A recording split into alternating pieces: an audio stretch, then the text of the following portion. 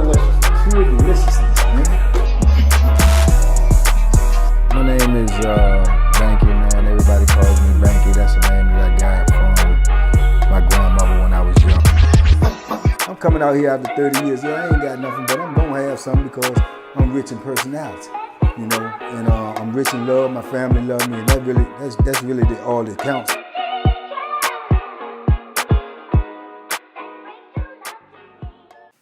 Shout out to everybody out there on Team Banky Pound, man. I appreciate the love. I appreciate the support. Big love to everybody out there that's been supporting me, supporting the movement, man. We on the road to 100K, man. Let's go. We ain't that far away. Let's get it, man. Tell a friend about what we got going on over here. First of all, shout out to Man Time, man, A-Rod and Nessa, man, for this material, man. Man Time, man, that's what we should all be on. Man Time if we kings out here, you know, and Women Time if we queens, man. So shout out to him for the merch. Man, today, as y'all can see the other merch, man. Obama. I got asked this question a lot, man. How was it in prison, man, when Obama got elected? Man, it was crazy. I can remember it. I was going through some things myself. You know, a little bit after that, I was on my way, boom, you know what I'm saying, to Wallace Ridge. But I can remember, I think he got elected first in 2008, I believe. And I can remember the numbers and stuff was coming in, you know. And dudes just hollering and screaming all the night, man, just hollering, man. You know, he gonna win, Obama gonna win, man. It was crazy, man. It was crazy. And then I think when when they conceded, you know, he had won, and he was, you know, gonna go out there and make his speech or whatnot, man. Man, I can't even explain to y'all the level of noise in there, man. It's like crazy. I mean, dudes is banging on the door, kicking the door, using their brush to hit the door. Bang, bang, bang, bang, bang, bang. It's like almost like a riot, but you know what I'm saying? We locked in.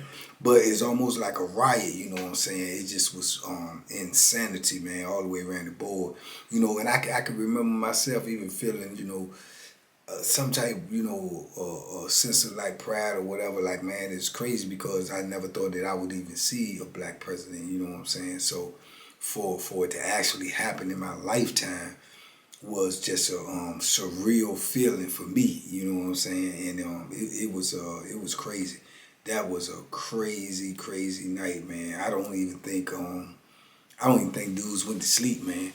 You know, and I think we had at the time too, man. We had that was on Sussex too, and we had a female in the booth, and there was a Caucasian, and we had a lieutenant that was a Caucasian.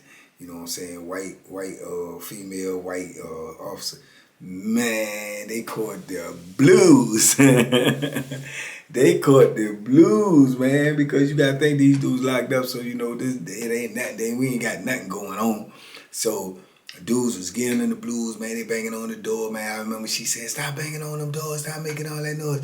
And they was like, "Man, shut up. You can't tell me nothing. Our president black. We got a black president. Shut up. Yeah, you ain't in charge no more. You ain't in charge." I mean, just all types of crazy stuff, man. You know, and I can remember that was going on for weeks and months, man. You know what I'm saying? People saying something to all the white people, man, like, "Shut up. Nah, I don't want to hear it no more." You know what I'm saying? It was insane, you know what I'm saying? But, and the dudes in there, man, the white dudes in there, man, they were scared to death, you understand me? They were scared to death because they didn't know how dudes was going to react to them, even though it ain't got nothing to do with them. You know what I'm saying? It has nothing to do with the white people at all. But that's just the way dudes perceived it, because it's like they, you know what I'm saying, they feel like they've been oppressed for so long, and then, you know, boom, you got, you know, a black dude in the highest office in the world. It's like, man, they felt like, I don't know, like change was coming, or like it just was a overwhelming feeling, man, of like some type of accomplishment, you know. And I think people dealt with it different. different dudes dealt with it different ways. They felt like, man, oh man, they wanted to poke their chest out.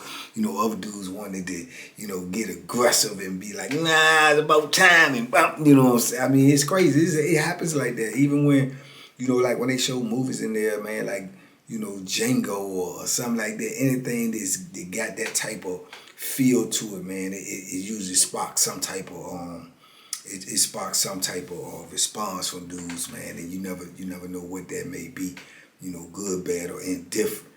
But yeah, it was a wild time, man. It was a wild time to be around that, to feel that energy, and then to watch all the things that was transpiring, all the things that was being said on TV, in the following days, weeks, months. It was like it was a shift. It was a shift in the universe, man. A black man could pull something like that off, and then one that was young and charismatic and well spoken, and it just seemed like a surreal moment, And I used to sit back and wonder what older people thought about, especially like my mom. Shout out to Mama Pound. She was just overwhelmed with joy. You know what I'm saying? Because you gotta think about her age bracket and the times and the things she's seen to be alive, and to see something like that was big for her. You know what I'm saying? Because she thought that was something that she possibly would never see. As did a lot of us. Thought it was something that we possibly would never see. So, that was amazing for her, man. And she loved Obama to this day, yeah, she loved Obama to this day, man. So, yeah, it was, it's crazy. It's crazy like that. When things like that happen in prison, monumental moments, man, it comes to us, but besides something like this, because it's so big, we don't get it immediately. But other things, we usually get secondhand, or if we can't see it on TV, we got to get it off of the telephone. Somebody tell us when we call home or what's going on. But something as big as this is going to be on TV. A lot of dudes that watch a lot of stuff, they're going to be glued into the TV watching this all day. You had dudes that watch elections in there, man, and you had dudes that didn't watch no type of political anything at all. But when this was going on, man, you had dudes in there. That's how dudes got hip to CNN. Dudes started watching CNN and Wolf Blitzer and the Situation Room, and all of these dudes, Don Lemon, and what's the other one name with the white hair? You know what I'm saying? I can always forget his name, but dudes started watching that type of stuff just because they was invested, they was involved. They wanted to know what the outcome was going to be. Dudes was calling home, telling their people to vote, man. Make sure you vote, man. We gotta do something. Go vote. It became a conversation topic, man. That people was rallying around before that stuff ever even went to the polls or whatever. Dudes was trying to get their people to vote. Dudes wanted to feel like they was a part of it, even though we was incarcerated. So yeah, it was a electrifying time doing these elections, man, for Obama, And everybody had an opinion, you know what I'm saying? Everybody, oh man, he ain't gonna win, they ain't gonna let him win. They gonna rig it, they gonna make sure he don't win. Oh man, shit, dudes even got in beefs and confrontations over stuff like that, over conversations like that. Things that we ain't got nothing to do with. You know what I'm saying? We not gonna be able to control the outcome one way or another because of our position. And chances are we ain't gonna never meet Obama. We don't know Obama. We ain't no kin to Obama, but dudes will hurt you behind Obama. You know what I'm saying? Dudes will hurt you behind Obama. Even black guys will hurt black guys over Obama, because some dude may say something negative about him, or may say he ain't gonna do this, he ain't gonna do that, he ain't nothing but this or that, and dudes might be like, man, watch your mouth, man. You know what I'm saying? You ignorant. You go back and forth, and next thing you know, we can go back and forth like that in the penitentiary. It ain't nothing but a matter of time. Fists gonna go back and forth. If they lucky and it ain't the Bethlehem. You know what I'm saying? So yeah, dudes done got punched in the mouth in the name of Obama. Dudes done got that Bethlehem put in them in the name of Obama. You know what I'm saying? Real talk. Real talk, because this is prison. This is what happened. We in a powder keg. Everything is potential violence. Everything is potential, explosion. You know what I'm saying? Just because of where we at. the smallest thing can turn big in there, man. And emotions run high, man, when you start talking about people that people have affection for, because like I say, we ain't got a whole lot going on in there, so whatever we do got going on, whatever we do believe in, whatever we do possess, whatever we do hold near and dear to, dudes gonna beat on their chest about it, you know what I'm saying? And Obama happened to be one of them, But I can remember too, not long after that, man, it all changed for me. It was crazy because all of this stuff was going on about Obama, and then next thing you know, boom, I'm tore off with the phone, and I'm boom on my way to Wallace Ridge, man. Home of the super racist. You know what I'm saying? They talking about super predator, super felon, and all super racist, man. So it was like crazy, and then they ain't had no problem with that, saying what they felt about it. Man, F Obama, you know what I'm saying? And man, we don't care nothing about that. You don't get, we don't care nothing what color you is up here. We don't care nothing about Obama. Yeah, we don't care. Yeah, then let you know. Yeah, if it ain't white, it ain't right. You know what I'm saying? And Obama ain't white. That's what they say. And you had to check that at the door up there, because you can get up there and act like you pro-Obama or pro-black, and you think you can scream that to the top of your lungs and beat your chest on there. They gonna set you up, man. They gonna beat you up and set you up, and they possibly might, put you in a casket up there, man, because they was playing some dirty games up there, as I have told y'all. But they hated that, man. They hated that. And dudes will use it to their advantage. You'll see a dude in there holler out something out the door. If about 3 or 4 of them are lieutenants or somebody coming there, sergeants and stuff, and they get to walking and doing rounds or something, or the major, and then you might have somebody holler out the side door, yeah, Obama. You know what I'm saying? And they shh. You think they bite their tongue? They be like looking around trying to see who said. They trying to pinpoint you. And then they might say, F Obama. Yeah, Obama don't run this prison. Yeah, we run this prison. Yeah, we run y'all. So they ain't care nothing about that.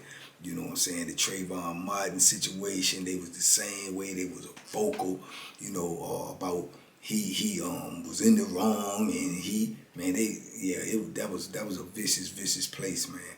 So, as far as for me, the emotion side of it was short-lived for me, because of the simple fact that I went from being in a flatland population when the stuff all broke down, and then next thing you know, I'm on Wallace Ridge, where I'm in a racist environment, and it ain't gonna be no whole lot of celebrating no black man up there, whether he the president or the United States or whoever he is, they ain't going for that, So I remember dudes had pictures and stuff of Obama. They got all the magazines or whatever, and try to, have them in there on their wall and stuff.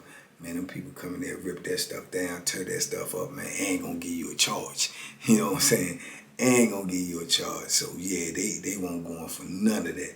You know what I'm saying? None of that. I remember dudes saying they ordered magazines and stuff. They got magazine subscriptions and stuff, and it might got Obama and Michelle on the cover or something. Man, they said if they did get the book, the cover ripped off. And tell me it came like that. If they did, or either they just didn't get the book at all.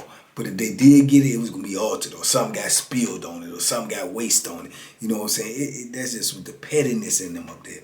You know what I'm saying? Because the racism was so thick up there. It ran through all their veins, man. They worked there, they was with it one way or another. Some of them was really on it, and some of them was trying not to be. But when push came to shove, that's what it was up there, and you had to know that if you was up there, man, because it was crucial to your survival. That's for sure. Because like I said, they was getting away with a lot of stuff up there, man. They seemingly you would think would be impossible, or you would think, nah, it ain't no way. Ain't no way. This a professional administration. You know what I'm saying? Nah, it ain't no. Yeah, it's a way. It's a way, and obviously they found it. You know what I'm saying? So, yeah, but it was It was big though, man. It was big, just like it was out here on the street.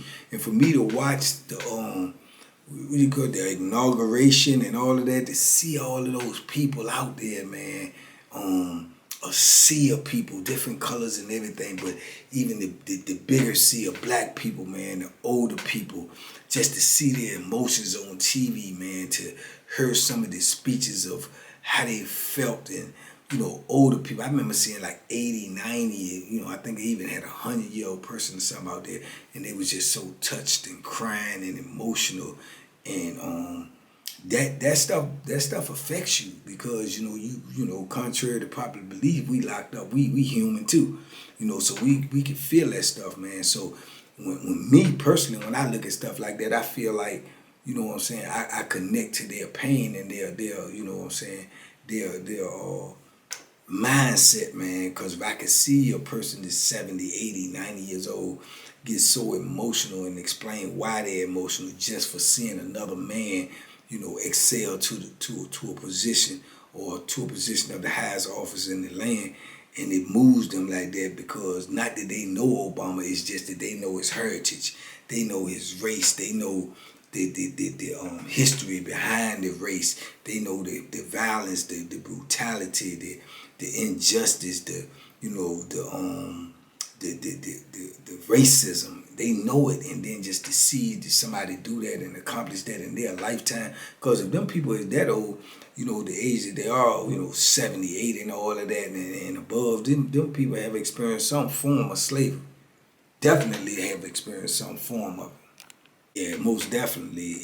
And for them to have experienced that and to survive that, you know what I'm saying, and see a black man be promoted to the president, man, it had to be overwhelming to him. You have to put yourself in those type of people frame of mind. It had to be overwhelming to him, man.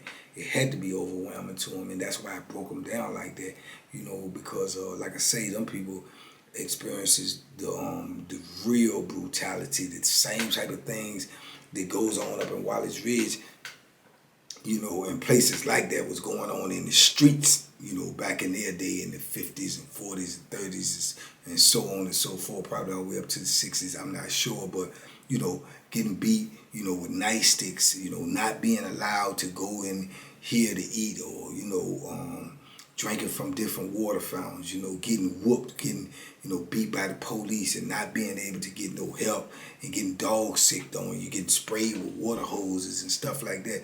And now to see, all because of their skin color. You know what I'm saying? These people endured that and went through that all because of their skin color. All because they was being treated subhuman. So for them to go through that and endure that, and then come to a point in their life where they can see a black man being elected by president, knowing that there had to be some, white people involved for this to even to be accomplished. So that's something that they probably thought that they would never see. They could never comprehend that, because of, their past experiences and stuff. So, it made them overwhelmed with, with humility, man, and gratitude. And it kind of like rubs off on you if you watch them. You watch them and you wonder why this old lady is crying. You wonder why this old man is crying. You wonder why they haven't, been seen outside of their house in years and stuff, and don't come out. And now they out here in wheelchairs and dressed to the nines, and they out here just to watch, to be a part of this history, to see this stuff. Yeah, if you got any type of emotions, any type of heart, that got to touch you.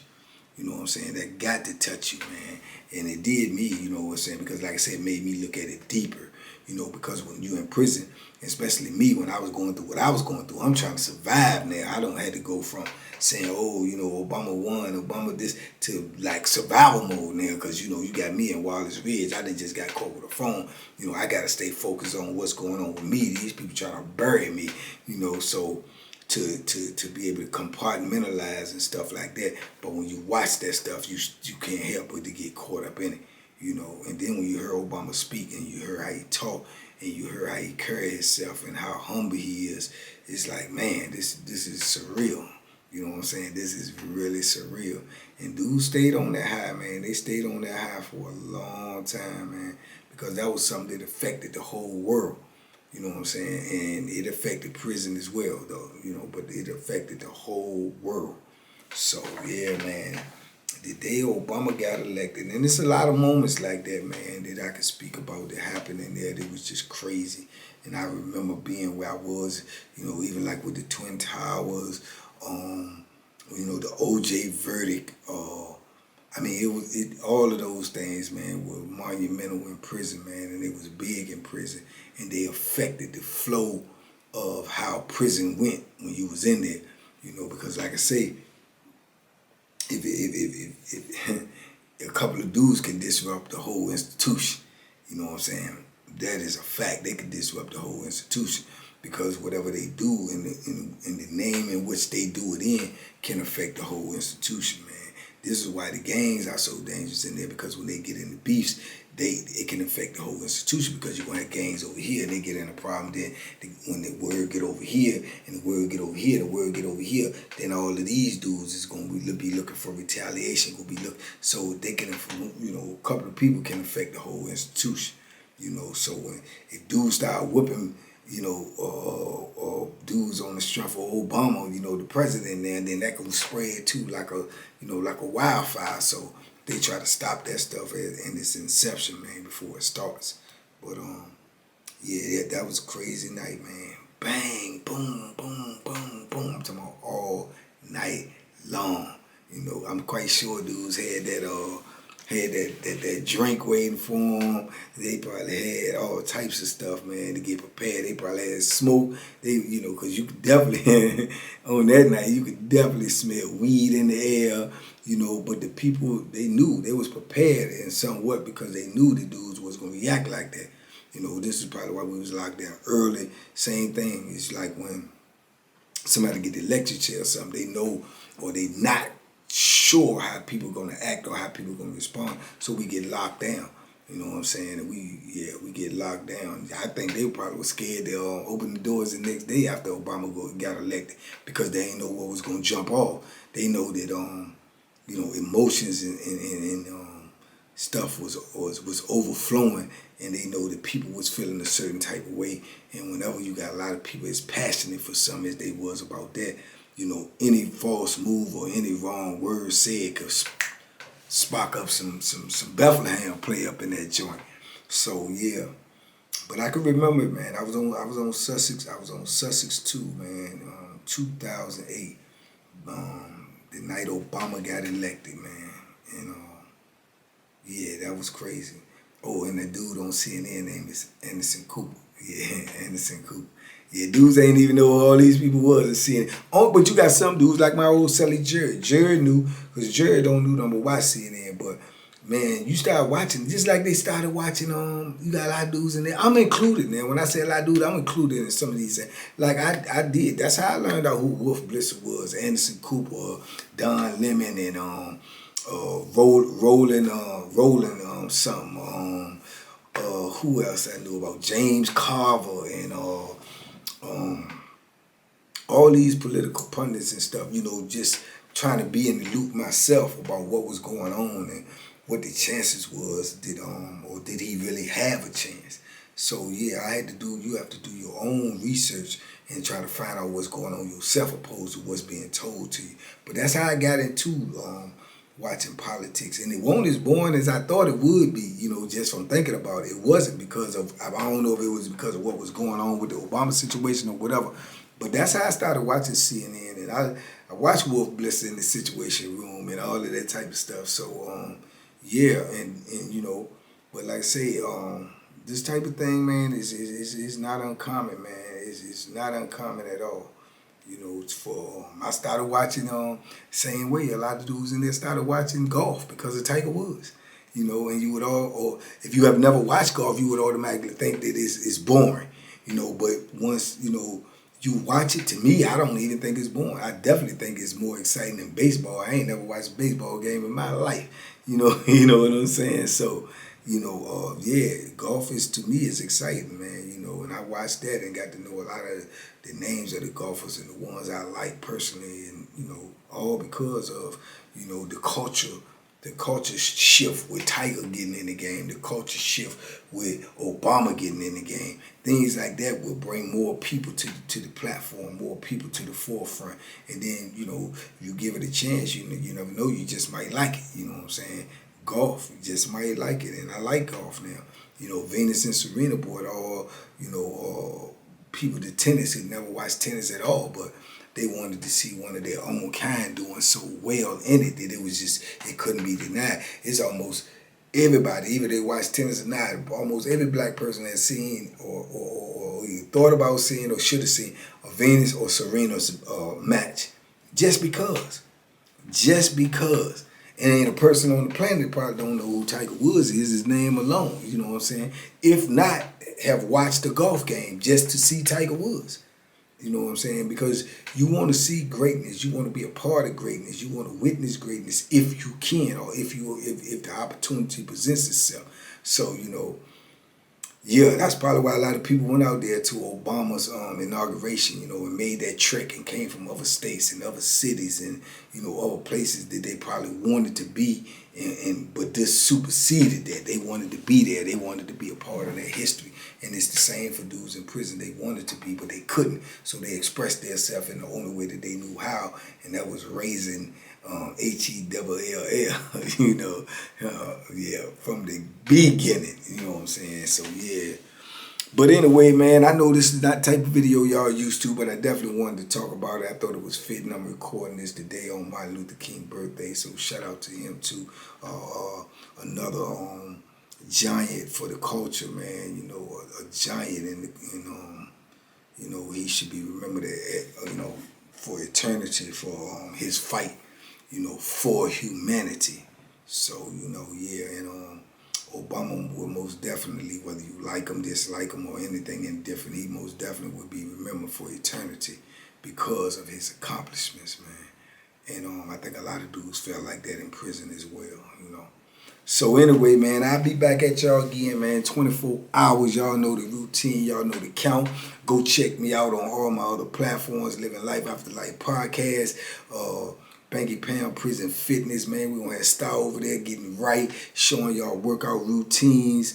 We got some other collaborations coming up soon, man. Y'all check me out on Pure Deliciousness. I'm gonna whip, waiting on y'all, got recipes on deck, you know. So y'all come check me out, man. Mess with me in 2023, man. We on the road to 100K too, so tell a friend to tell a friend, man. We out here and we trying to get it this year. We trying to put this thing on the biggest stage possible. Spread this positive message, this positive energy, change and save some lives, man. That's our goal, man. So y'all rock with me, man. I appreciate y'all. Salute to everybody out there on TBP and everybody out there who rock with me. In the meantime, man, y'all be safe, be smart, make good decisions, man. I'll see y'all in a minute, and by all means, boom, duck them hooks.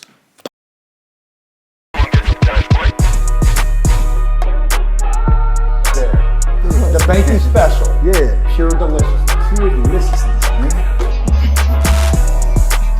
My name is Banky, man. Everybody calls me Banky. That's the name that I got from my grandmother when I was young. I'm coming out here after 30 years. Yeah, I ain't got nothing, but I'm gonna have something because I'm rich in personality, you know. And I'm rich in love. My family love me, and that's really all that counts.